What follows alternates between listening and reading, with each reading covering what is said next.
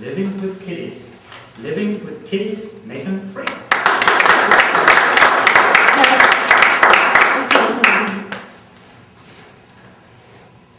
Precious angel darlings. That's how my wife describes our two little kitties that are about 10 months old. I call them Macy and Marshmallow.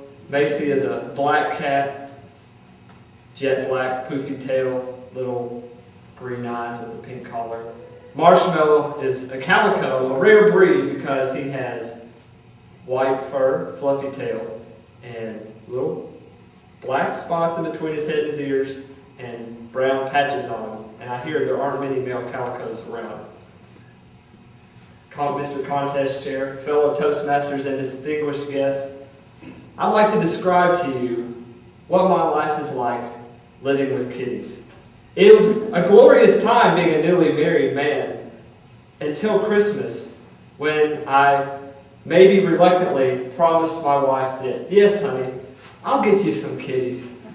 I know it's been 6 years since you haven't had a cat, and I know you really want something to keep you company when you're not around. So, sure, why not? I'll get some little cats, and we can keep them inside. They don't have to go outside. This will be a manageable thing. Yeah. As my boss put it, cats have staff, dogs have owners. This is true. Well, let me walk you through a typical day. My day starts, I'm laying in bed, and I get up to the second snooze alarm of my wife's. So I leave and go to the kitchen and unlock the cat door. Well, why is it locked? Well, if we were to let them in all night, they would walk all over us, meow in our ears, play and fight on the bed, bait each other. So we had to put the kibosh on that and send them outside.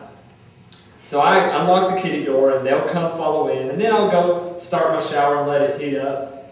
But then I have to, while it's doing that, I have to fill up a sauce bowl on the bathroom counter. It's a small little bowl that has water in it.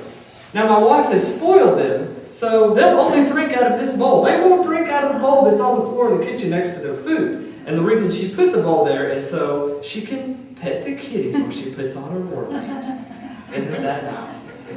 So when we come home, the bowl in the kitchen where their food is, you can't even tell it's been touched, but the other one, it's dry as a bone. So I'll finish my shower and, well, where are the kitties? Oh, they're in bed with Amber, who still hasn't got up from her fourth or fifth snooze at this point. But the cat, she's got a black and a white furry little thing in each of her arms. So I'll go and eat breakfast alone while they're spending time with each other. Great way to start the day. And after that, I'll leave for work and come home and I'll see the answering machine. It's blinking with a message. Oh boy, my wife left me a message because I get home before she does. Play. Hi, Macy. Hi, Marshmallow. How are you doing? I miss you. Beep. Just for them, exclusively. My heart is broken. So when she comes home, I greet her at the door. Yeah, thanks for leaving me a message. Appreciate it. Thanks for thinking of me today.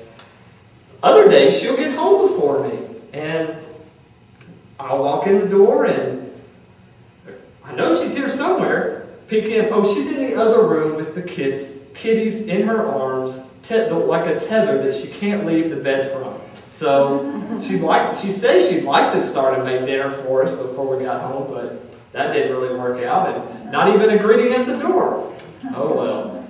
So the rest of the night, it just depends on what day of the week it is.